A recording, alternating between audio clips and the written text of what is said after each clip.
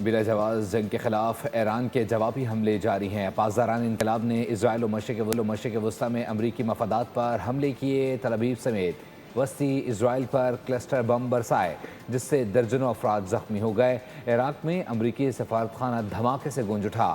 سعودی عرب میں امریکی air base پر حملے سے بھی طیارے متاثر ہوئے۔ عمان بھی ڈرون حملوں کا نشانہ بنا، جس سے 2 بھارتی شہری ہلاک ہو گئے۔ امریکی سپر پاور اور اسرائیل کی جابرانہ طاقت کے آگے ایران ڈٹ گیا۔ پاسداران انقلاب نے تل ابیب سمیت وسطی اسرائیل پر بڑا حملہ کیا۔ کلسٹر بم گرنے سے 20 مقامات پر دھماکے ہوئے اور آگ بھڑک اٹھی۔ متعدد گاڑیاں بھی شعلوں میں گھری دکھائی دیں۔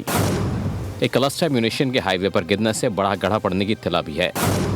دوسری جانب عراق میں امریکی سفارتخانے پر بھی میزائل حملہ ہوا اور فضا دھواں کر دی۔ اس حملے میں ہیلی پیڈ کو نقصان پہنچا۔ سعودی عرب کے پرنس سلطان ایئر بیس پر حملے کے نتیجے میں 5 امریکی ریفیولنگ طیاروں کو نقصان پہنچنے کی اطلاعات ہیں۔ حملے کے دوران کوئی جانی نقصان نہیں ہوا۔ متاثرہ طیاروں کی مرمت کا کام جاری ہے۔ ابتدائی اطلاعات کے مطابق اب تک 7 ریفیولنگ طیارے متاثر ہو چکے ہیں۔ اسی طرح دبئی پر ایک بار پھر حملہ ہوا۔ متحدہ عرب امارات کے دبئی میڈیا آفس نے بتایا کہ فضائی حملہ ناکام بنایا گیا اور گرتے ہوئے ملبے سے شہر کے مرکزی حصے میں ایک عمارت کو نقصان پہنچا۔ ایران نے بحرین میں امریکی بیس کو نشانہ بنانے کا دعویٰ کیا، جبکہ امریکی میڈیا کے مطابق امریکی ساختہ لانچر نے بحرین سے ایران کی طرف میزائل داغا۔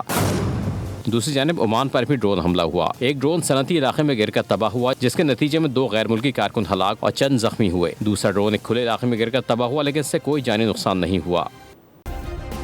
سبسکرائب کریں اور بیل دبائیں تاکہ کوئی خبر رہ نہ جائے۔